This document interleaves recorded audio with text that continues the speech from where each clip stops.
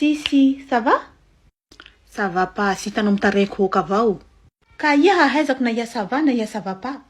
Ngolo fa ça va pas, sera 30 dedans, fa dedans. Question bête mal posée pour ma journée. Fa misy ino? Ndreko tatarako anao ny problème quoi, si ho voavahanao mihitsy. On sait jamais, vitako tsy vitanao. Mafy le fitadiava, no manao sy misy zegny vola, da sy misy tokoa dre raiky.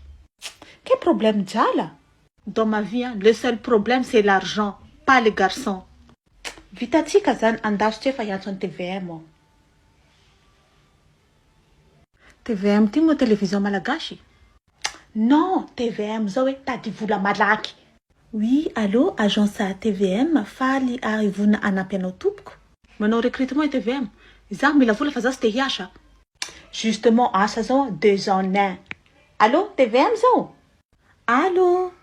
Oui, azafady fa tena intéressé be am'le mitady vola malaky. De ahoana ilay bika amantare? Resaka bika aloha tsy mitovy amin'ny doxy zao fa azo raisina ka. Raha tare kosa atao photo snap ihany de ça passe na photo mandalo labo e. Zao aloha e, mahazaka mihinana tay a. Olo fa be tay-mbava io mahazaka. De efa manana passeport e? Si, mana passeport e. Eza moa ty asa ty io? Ivelan'ny dago? Abu Dhabi moa i e? Oui, Dubai, Arabie Unie. Zay lahy, à Dubai. À Dubai? L'histoire sa mauvais là? Andeso ty resafako aminazy?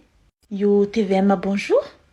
Salame, nao heky, asa ino moa izy tiky io da manao kory aby ny handehanana agny? Aza mataotra anao fa misy jet privé akanao mipetraka amin'ny hôtel farany lafo à Dubai anao manao viré shopping de luxe anao de après manao ilay asa farany zay tsotra porty porta. Nao heky.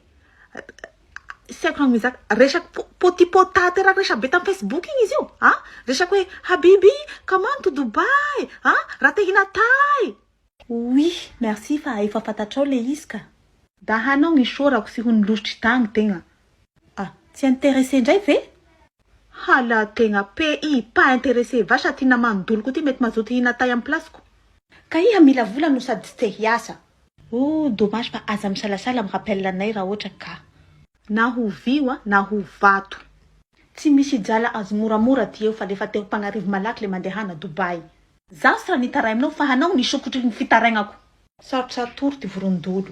Hanao ry mahita vola malaky aloha avy nitosako. Ka iaho tsy misy tiniko anjarijala. Meko 4 jours hanao, jour 1 hanao jet privé, jour 2 hanao amin'ny hôtel, jour 3 hanao manao shopping, jour 4 hanao mihina tay da apodigny volako jour.